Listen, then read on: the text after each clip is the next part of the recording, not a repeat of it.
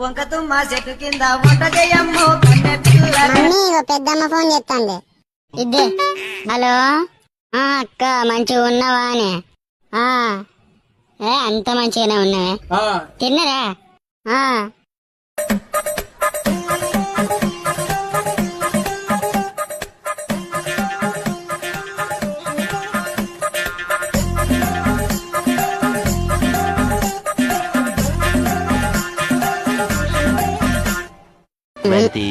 Mummy అయిపోయిందా?